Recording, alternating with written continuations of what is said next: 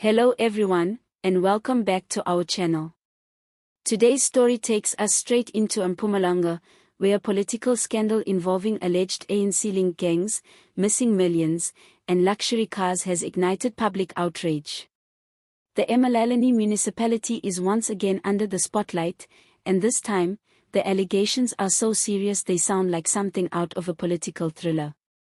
According to reports circulating online, two local syndicates, Team Shikisha and Lusaka, allegedly looted about R14 million meant for municipal projects, with the help of powerful allies. The report claims that ANC Secretary-General Fikile Mbalula has close ties with these groups and protects them while they allegedly steal from the government. There's no confirmed evidence yet, but the claims have exploded across social media, sparking debate about how deep corruption runs in Mpumalanga's politics. The photos used in the report have added even more fuel to the fire.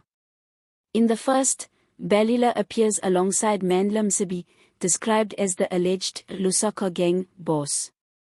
In the second, Msibi is seen with Team Shikisha's leader, Mduduzi Nkosi.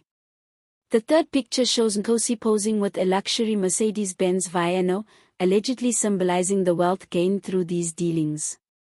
And finally, a fourth image shows an ABSA bank statement linked to the Emalahleni Municipality, where R14.5 million was reportedly paid to a metal consulting engineers for a new transformer, but KwaGuqa instead received a used one. That's where the anger really began. Residents are furious that money intended for infrastructure and community development might have been squandered. Imagine paying millions for something brand new, only to be given second-hand equipment that barely works.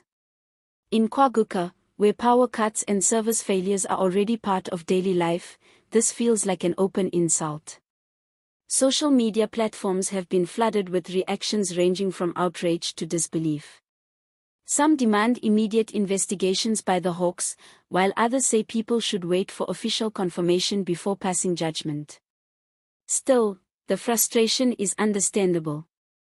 South Africans have seen too many stories like this, public money disappearing while communities remain in darkness, both literally and politically. What's more alarming are the claims that these gangs might be using community protests to influence political power. The report alleges that some demonstrations were staged to pressure authorities into appointing mayors who would serve their interests. If that's true, it means corruption isn't just about money, it's also about manipulating democracy itself. And while these are still allegations, one can't ignore the bigger pattern. Mpumalanga has long been known for political infighting, tender corruption, and violent power struggles. Many say this is just the latest chapter in a long story of greed and mismanagement. Whether the names change or not, the result is always the same: millions go missing, promises are broken, and ordinary citizens pay the price. For Fikile Mbalula, the timing couldn't be worse. As ANC Secretary-General, he's responsible for guiding the party through turbulent times. Being linked, even indirectly, to a scandal of this scale undermines public confidence. Mbalula, known for his fiery personality and frequent social media battles, hasn't directly addressed these specific allegations. But as his critics point out, silence can sometimes be louder than words. The public's anger is also tied to the visible contrast between poverty and excess. On one hand, you have communities still waiting for electricity, water, and jobs. On the other, pictures of politicians and alleged gang figures posing next to expensive cars and luxury properties.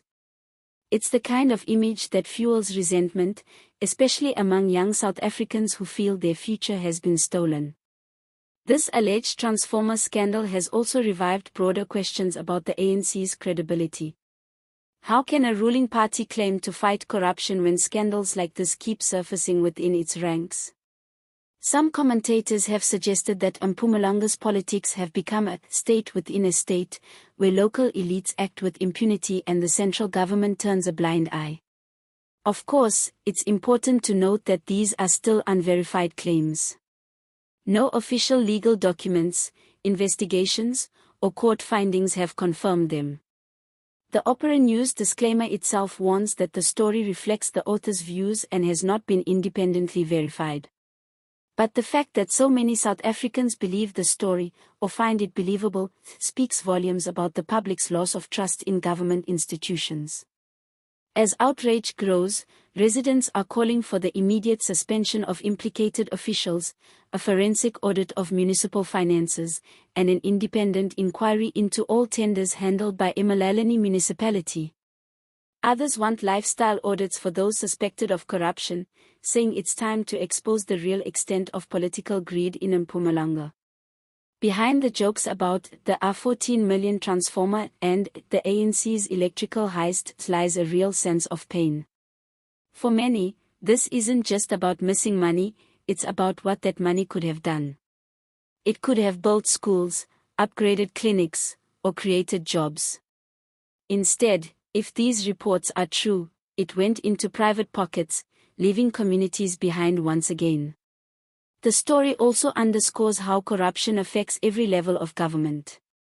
When municipal officials and political heavyweights are allegedly linked to criminal networks, ordinary citizens lose faith in the entire system.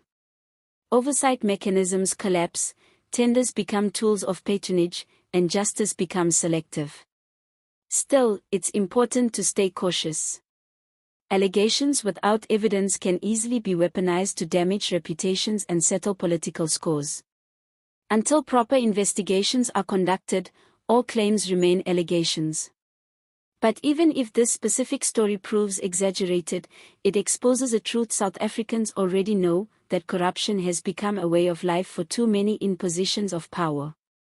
At the heart of it all are the people of Emalahleni, ordinary citizens who just want lights that stay on, roads that don't collapse, and leaders who don't steal from them. They are the ones paying the real price for every tender gone wrong and every official who looks the other way. So, what do you think about this Emalahleni transformer saga?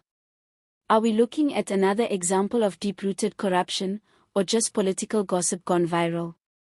Let us know in the comments below. If you enjoyed this breakdown, remember to like the video, subscribe to the channel, and hit the notification bell for more stories that keep South African politics in focus. Thank you for watching, stay informed, stay critical, and as always, see you next time.